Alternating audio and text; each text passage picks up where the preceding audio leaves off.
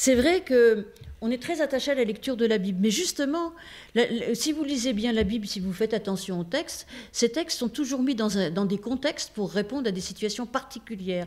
Et donc, on est là aussi dans une sorte de pragmatisme qui fait que, à telle situation, pour survivre, en gros, faut se comporter de telle manière. Et que dans une autre situation, c'est peut-être pas la même réponse qu'il faut avoir. C'est vraiment très, très pragmatique. C'est pour ça que lorsque Paul demande aux femmes de rester voilées dans les assemblées ou de se taire, de toute façon, il valait mieux qu'elles se taisent. De toute façon, personne ne les aurait écoutées. Elles seraient passées pour des folles dingues, donc autant qu'elles se taisent. Aujourd'hui, les femmes ont quand même le droit à la parole, donc dans la société, même si c'est pas toujours parfait, enfin dans nos sociétés occidentales quand même.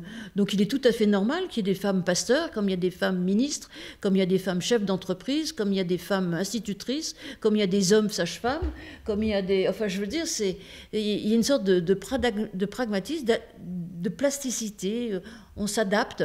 Mais s'adapter, ça ne veut pas dire qu'on se confond avec la société, parce qu'il y a encore des gros sujets sur lesquels les protestants résistent. Sujets éthiques, humanitaires, la question des réfugiés ou des choses comme ça, où les protestants ne vont pas forcément dans le sens dans lequel on voudrait qu'ils aillent. Il y a vraiment sur le problème des gens qui sont à la rue, les protestants sont quand même, pas que les protestants, sont quand même là au milieu de ces combats. Et puis il y a d'autres sujets qui sont des sujets sociétaux où finalement, la société a évolué, donc on ne peut pas avoir le même discours qu'il y a 2000 ans.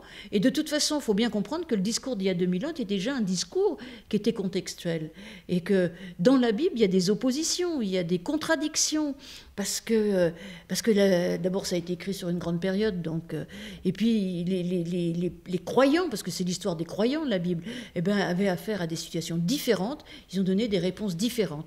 Et c'est pour ça que quand on prêche, on ne vous donne pas des leçons de morale, on vous pose des questions et pour essayer de se préparer à être capable de discerner et d'être capable d'essayer de répondre le plus justement et le plus évangéliquement à la question.